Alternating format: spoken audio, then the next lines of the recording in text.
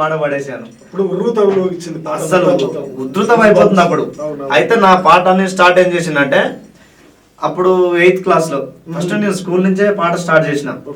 8th class లో మా ఊరి జాతర ఉండే, అప్పుడు పాటల పోటీలు పెట్టేది. పాటల పోటీలు దాదాపు అందరు పాటలు ఆటలు మా ఊరి జాతరకు పాటల పోటీ పెడితే ఫస్ట్ అప్పుడు నేను పాట పాడినా. ఫస్ట్ పాట పాడితే నాకు ఫస్ట్ ప్రైజ్ వచ్చింది. అప్పుడు 516 రూపాయలు. గ్రేట్.